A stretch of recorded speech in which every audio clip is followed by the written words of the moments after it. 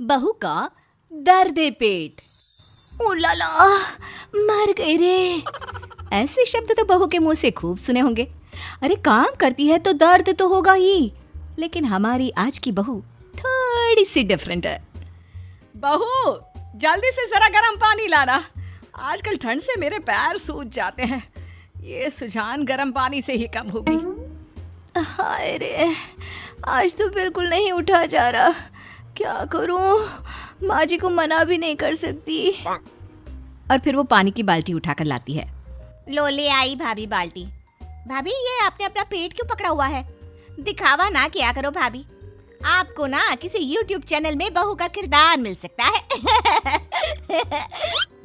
अरे लगता है इसने अपने घर कभी पानी से भरी बाल्टी नहीं उठाई। अरे बहू, जब मैं तेरे जैसी थी ना तो दिन में 2 बाल्टी पानी एक साथ लाती थी। और अब देखो आजकल की लड़कियों को, एक बाल्टी क्या उठा ली, पेट पकड़ लिया।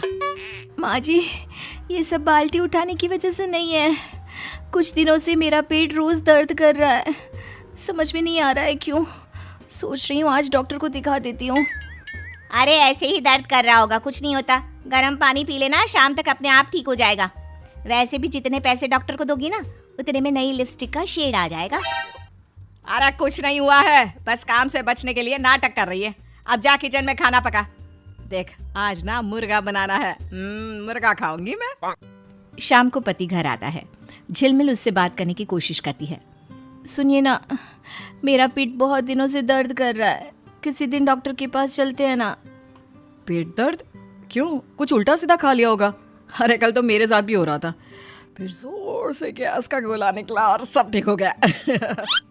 नहीं, मैंने कुछ उल्टा सीधा नहीं खाया। 1 हफ्ता हो गया है, दर्द बंद होने का नाम ही नहीं लेता। प्लीज।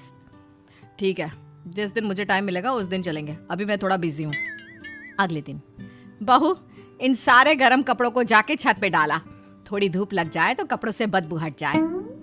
लेकिन माँ जी, मैं इतने सारे कपड़े अकेले कैसे ले जाऊंगी? इससे बोल, ये तेरे साथ मदद करेगी। मुझे जरा काम है, मैं बाहर जा रही हूँ।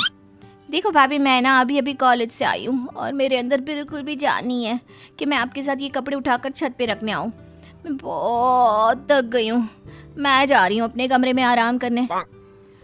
और अपनी झिलमिल को सारे कपड़े छत पर अकेले ही रखने जाना पड़ता है। शाम को पति ऑफिस से जल्दी घर आता है। रिमझिम, 1 गिलास पानी देना। ये लीजिए। क्या हुआ, तुम ठीक तो? काफी दिनों से मेरे पेट में दर्द हो रहा है, कहा तो था। चलिए ना आज डॉक्टर के पास चलते हैं। अच्छा ठीक है, चलो चलते हैं। अरे रुक बेटा, अभी आया है, कहाँ जा रहा है? माँ, काफी दिनों से रिमझिम की तबीयत थोड़ी खराब है, तो सोचा इसे एक बार डॉक्टर को दिखा कर आता हूँ। अरे इसको इस वक्त जब डॉक्टर के पास ले जाएगा तो घर पर खाना कौन बनाएगा? अरे माँ, बस आधे घंटे में वापस आ जाएंगे, तब तक ये आपकी मदद कर देगी, ये भी तो है घर पर। मैं और खाना बनाऊं? भाभी, क्या आप भी ना बीमारी का बहाना मारकर काम से बचना चाहती है ना? ये क्या बोल रही हो तुम? सारा काम कर तो रही हूँ मैं, पर अब जब दर्द बहुत बढ़ गया है तो मुझे जाना पड़ रहा है। रहने दीजिए, नहीं जाती मैं। ज्यादा गुस्सा और नखरे दिखाने की जरूरत नहीं है, समझी? सही तो बोल रही है मेरी बेटी।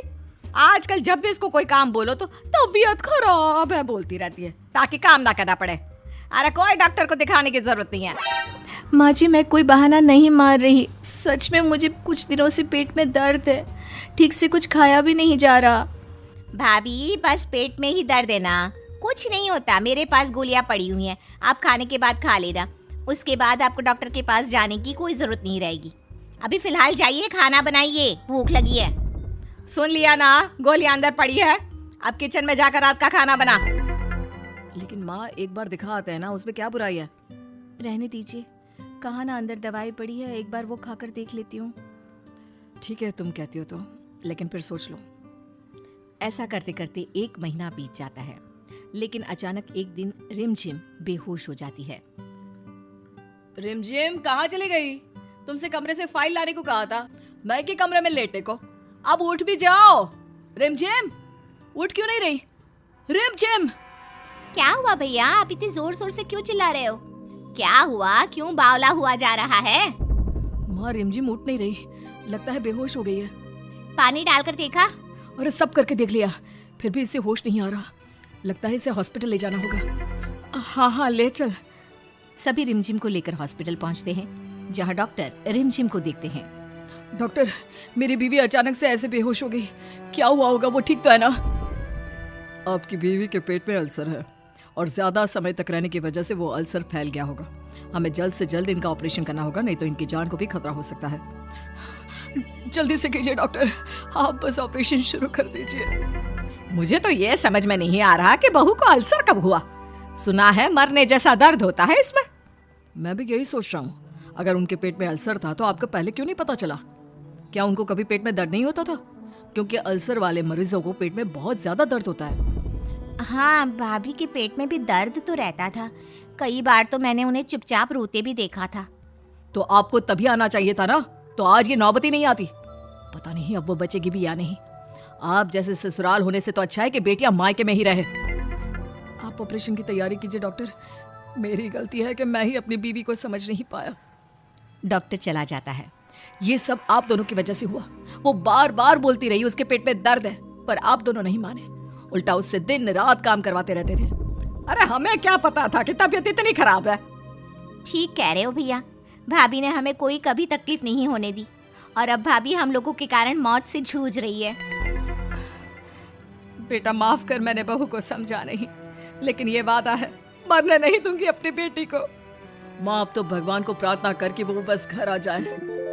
और बहू ठीक होकर किसी तरह घर आ जाती है। अरे बहू क्यों उठी? आराम कर, मैं तेरे कमरे में गर्म पानी लेकर आती हूँ। भाभी, मैंने आपके लिए फल काटे हैं, नहाकर खा लीजिएगा। दोनों सास ननद बहू की खूब सेवा करते हैं और बहू ठीक हो जाती है। तुम्हें आज ठीक देखकर बहुत अच्छा लग रहा है। सब माँ और दीदी ने ठीक किया है, वरना मैं तो मर ही जाती। नहीं बेटी, तेरी उस हालत के जिम्मेदार भी हम ही थे। माफ कर दे बेटा।